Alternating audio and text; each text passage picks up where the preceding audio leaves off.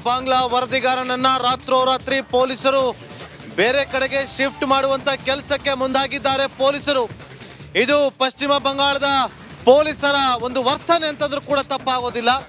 ರಾತ್ರೋರಾತ್ರಿ ನಮ್ಮ ರಿಪಬ್ಲಿಕ್ ಬಾಂಗ್ಲಾ ವರದಿಗಾರನನ್ನ ನೋಡಿ ಯಾವ ರೀತಿಯಾಗಿ ಬೇರೆ ಕಡೆಗೆ ಸ್ಥಳಾಂತರವನ್ನ ಮಾಡ್ತಿದ್ದಾರೆ ಅಂತೇಳಿ ವಿನಾಕಾರಣ ಸ್ಥಳಾಂತರ ಮಾಡಲಾಗ್ತಾ ಇದೆ.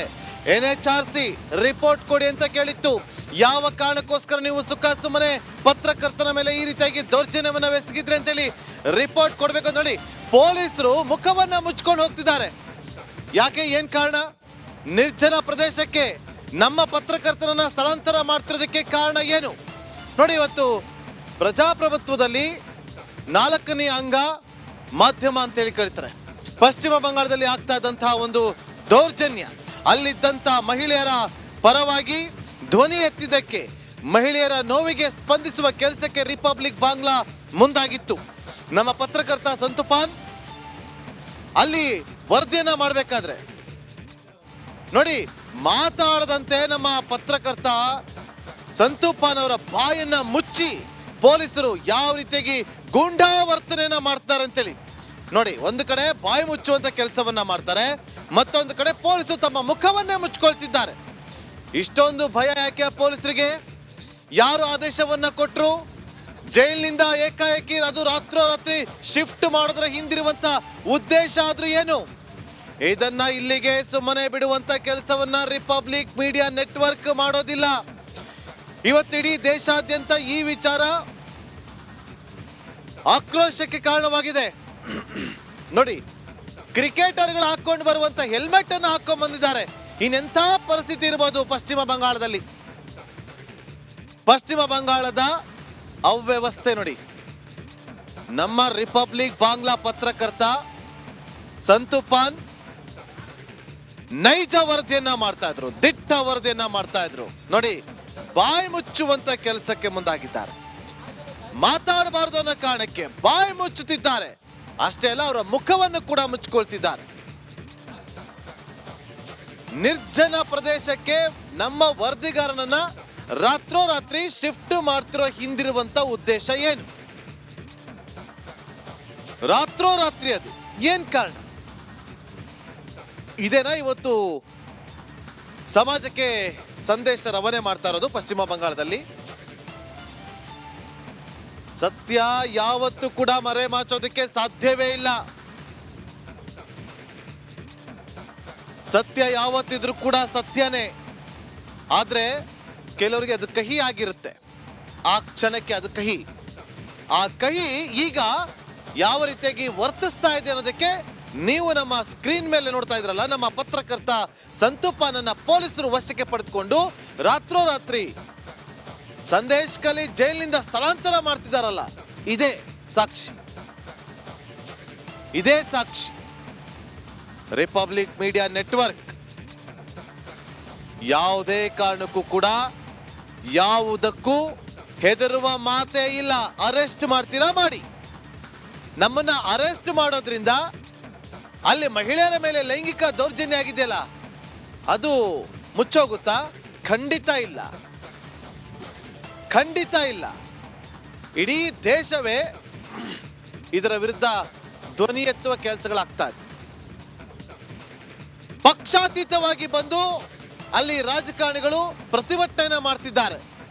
ರಿಪಬ್ಲಿಕ್ ಬಾಂಗ್ಲಾ ವರದಿಯನ್ನ ಮಾಡ್ತಾ ಇದೆಯಲ್ಲ ಅಂತೇಳಿ ಅವರು ಮಹಿಳೆಯರಿಗೆ ದೌರ್ಜನ್ಯ ಆಗಿತ್ತಲ್ಲ, ಅವರ ಪರವಾಗಿ ನಿಂತು ಅವರಿಗೆ ನ್ಯಾಯ ಕೊಡಿಸುವಂತ ಕೆಲಸಕ್ಕೆ ಮುಂದಾಗಿದ್ರು. ಇಷ್ಟೆಲ್ಲ ಬೆಳವಣಿಗೆ ಆಗ್ತಾ ಇದ್ರು ಕೂಡ ರಾತ್ರೋರಾತ್ರಿ ನಮ್ಮ ಪತ್ರಕರ್ತನನ್ನ ನಿರ್ಜನ ಪ್ರದೇಶಕ್ಕೆ ಶಿಫ್ಟ್ ಮಾಡ್ತೀರಾ ಅಂತಂದ್ರೆ ಇನ್ನೇನಂತ ಹೇಳ್ಬೇಕು ಇವ್ರಿಗೆ? ನೋಡಿ ನೋಡಿ, ಬಾಯಿ ಮುಚ್ತಾರೆ. ನೀವಿವತ್ತು ಬಾಯಿ ಮುಚ್ಚಬಹುದು, ನಾಳೆ ಬಾಯಿ ಮುಚ್ಚಬಹುದು, ಆದ್ರೆ ಸತ್ಯ ಯಾವತ್ತಿದ್ರೂ ಸತ್ಯನೇ. ಸತ್ಯ ಹೊರ ಬರಲೇಬೇಕು. ದಿಟ್ಟ ವರದಿಗಾರಿಕೆ ಮಾಡಿದ್ರೆ ನಮ್ಮ ಸಮಾಜದಲ್ಲಿ ಪತ್ರಕರ್ತರ ಸ್ಥಿತಿ ನೋಡಿ. ಹಾಗಂತ ಸುಮ್ಮನೆ ಕೂರುವಂತ ವಿಚಾರ ಇಲ್ಲವೇ ಇಲ್ಲ ಇಲ್ಲಿ ನೋಡಿ. NHRC ಒಂದು ರಿಪೋರ್ಟ್ ಬರೆಯುತ್ತೆ. ಏನ್ ಮಾಡ್ತಿದ್ದೀರಾ ನೀವು? ಯಾಕೆ ಅರೆಸ್ಟ್ ಮಾಡಿದ್ದು? ವಿನಾಕಾರಣ, ಕಾರಣ ಇಲ್ಲದೆ ಯಾವ ಉದ್ದೇಶದಿಂದ ನೀವು ಬಂಧನ ಮಾಡಿದ್ರಿ ಅಂತೇಳಿ ಪ್ರಶ್ನೆನ ಮಾಡಿತ್ತು. ವರದಿ ಕೊಡಿ ನಮಗೆ ಅಂತ ನೋಟಿಸ್ ಅನ್ನ ಜಾರಿ ಮಾಡಿತ್ತು. ಮಾನವ ಹಕ್ಕು ಆಯೋಗ ಗೊತ್ತಿರಬೇಕು ನಿಮಗೆ, NHRC ಯಾವ ಯಾವ ವಿಚಾರಗಳಲ್ಲಿ ಎಂಟ್ರಿ ಆಗುತ್ತೆ ಅಂತೇಳಿ FIR ಮಾಡ್ತಾರೆ, ರೀಸನ್ ಹೇಳೋದಿಲ್ಲ.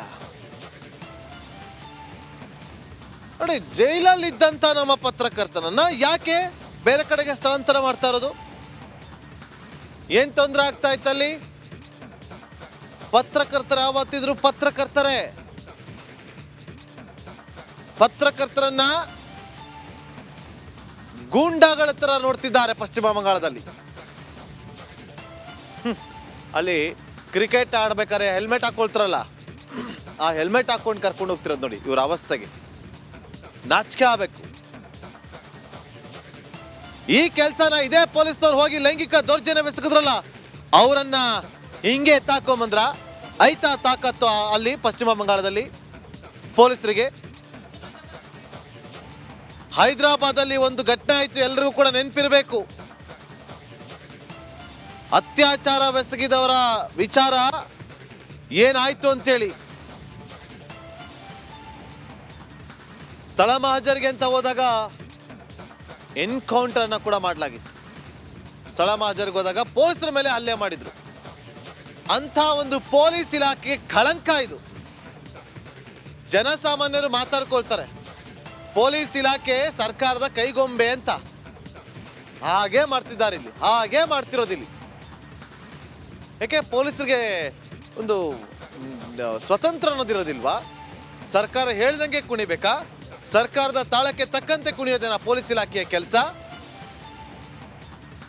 ಆಯ್ತು, ನೀವು ಅರೆಸ್ಟ್ ಮಾಡಿದ್ರಿ, ಸತ್ಯ ವರದಿಯನ್ನ ಮಾಡಿದಕ್ಕೆ ಸ್ಟ್ರೆಸ್ ಪಾಸ್ ಅಂತೇಳಿ ನೀವು ಅರೆಸ್ಟ್ ಮಾಡಿದ್ರಿ. ಯಾಕೆ ಈಗ ರಾತ್ರೋರಾತ್ರಿ ಬೇರೆ ಕಡೆಗೆ, ಅದು ನಿರ್ಜನ ಪ್ರದೇಶಕ್ಕೆ ಶಿಫ್ಟ್ ಮಾಡ್ತಿರೋದು? ಏನ್ ರೀಸನ್? ಅದು ಖಾಸಗಿ ವಾಹನದಲ್ಲಿ. ನೋಡಿ, ಎಲ್ಲ ನಮ್ಮ ಆಫೀಸಲ್ಲಿ ನಿಂತ್ಕೊಂಡು ನಮ್ಮ ಪತ್ರಕರ್ತನಿಗೆ ಏನ್ ಆಗ್ತಾ ಇದೆ ಅಂತೇಳಿ ಎಲ್ಲವನ್ನ ಕೂಡ ಗಮನಿಸ್ತಿದ್ದಾರೆ.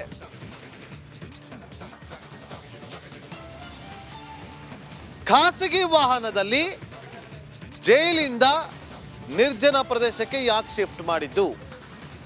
ಏನ್ ರೀಸನ್? ಸಂದೇಶ್ ಕಲಿ ಜೈಲಿನಿಂದ ನಿರ್ಜನ ಪ್ರದೇಶಕ್ಕೆ ಖಾಸಗಿ ವಾಹನದಲ್ಲಿ. ನೋಡಿ, ಅಲ್ಲಿ ಇವ್ರ ಹತ್ರ ಒಂದು ವೆಹಿಕಲ್ ಇಲ್ವಾ? ಇವ್ರ ಹತ್ರ ಪೊಲೀಸ್ ಇಲಾಖೆಯಲ್ಲಿ? ಕ್ರಿಕೆಟ್ ಆಡೋ ಹೆಲ್ಮೆಟ್ ಹಾಕೊಂಡ್ ಬರ್ತಾರೆ. ನಾಚಿಕೆ ಪಶ್ಚಿಮ ಬಂಗಾಳದ ಸರ್ಕಾರಕ್ಕೆ. ಯಾವ ಸ್ಥಿತಿಯಲ್ಲಿದೆ ಅನ್ನೋದು ಗೊತ್ತಾಗ್ತಾ ಇದೆ ಇಲ್ಲಿ.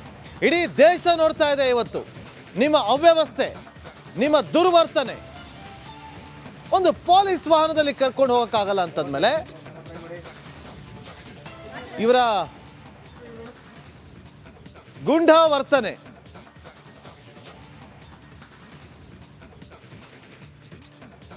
ಗೂಂಡಾ ವರ್ತನೆ ಇದು. ಬೇಲಿನೇ ಎದ್ದು ಬಂದು ಹೊಲ ಮೈದ್ರೆ ಏನಾಗುತ್ತೆ? ಅಂತ ಕೆಲಸಕ್ಕೆ ಮುಂದಾಗಿದ್ದಾರೆ ಪೊಲೀಸ್ ಇಲಾಖೆ. ಇವತ್ತು ಪಶ್ಚಿಮ ಬಂಗಾಳದ ಪೊಲೀಸರ ಈ ಕಾರ್ಯ ನೋಡಿ, ಅಲ್ಲಿ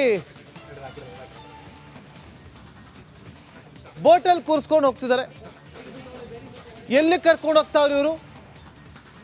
ಅದು ಇಷ್ಟೊತ್ತಲ್ಲಿ ಏನಕ್ಕೆ ಕೋರ್ಟ್ಗೆ ಅಲ್ಲ, ಇಷ್ಟೊತ್ತಲ್ಲಿ ಬೋಟಲ್ಲಿ ಎಲ್ಲಿ ಕರ್ಕೊಂಡು ಹೋಗ್ತಾ ಇರೋದು? ಏನಾದರೂ ನಮ್ಮ ಪತ್ರಕರ್ತನಿಗೆ ಎಚ್ಚರಿಕೆ ಏನಾದರೂ ಹೆಚ್ಚು ಕಮ್ಮಿ ಆಯಿತು ಅಂತಂದ್ರೆ ಅದಕ್ಕೆ ನೇರ ಹೊಣೆ ಪಶ್ಚಿಮ ಬಂಗಾಳದ TMC ಸರ್ಕಾರ, ದೀದಿ ಸರ್ಕಾರ. 1 ಇಂಚು ಏನಾದರೂ ಹೆಚ್ಚು ಕಮ್ಮಿ ಆಯಿತು ಅಂದ್ರೂ ಕೂಡ ನಾವು ಸುಮ್ಮನೆ ಕೂರೋದಿಲ್ಲ.